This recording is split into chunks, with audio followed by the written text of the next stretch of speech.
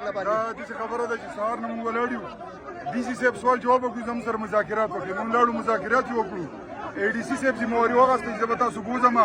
مارک اپ به وکړو هغه مونږ راوستو په کمرو کې بند کړو دلته اے سی دی نه ډي سي مني نه کمشنر مني پنجاب نه راغلی دی بدماش دی دا شی ولې راوستې شی ولې شیشو ته اړم کړی او فایرنګ یې شروع کړو فایرنګ یې شروع کړو مونږ ورته وایو ته مهرباني وکړه کم از کم چې د دې سواد د قوم دی د دوی بېزتي مه کوه خو دا اے سی چې راغلی دی دا د سواد قومو مشر نو او زه د پاکستان تحریک انصاف په خیبر پښتونخوا کې چې کوم هم زموږ ورکران دي مهرباني وکړئ په نمبر دی یو نمبر دی او کم چې سټیبلشمنټ سره هغو سره پیوند دي او بند دي هغه مشران زموږ دپاره اواز نشي اوچتولی زه خپل ورکر ته یم خیبر پښتونخوا زه د ملاکنډ ډیویژن الیکټډ میر یم د ټول ډیویژن نن دا زما حل دی په ما باندې ډزې کېږي زما په خلکو باندې ډزې کېږي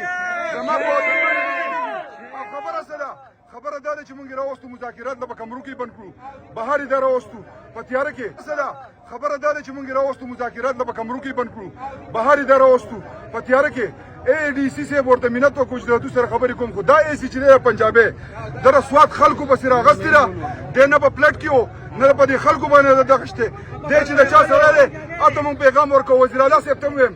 که زه ورکړ یم ما قرباني ورکړې په ما 27 پیارې دي پای مې پروا نشتي زما بچی جیل ته تللي په هغې مې پروا نشتي خو نن د سواد د عزت خبره ده اے سی صاحب او ډي سي صاحب کمشنر صاحب دا فیل فور د سواد نه لرې که که نه سبا به ټول ملکنډ ډیویژن موجود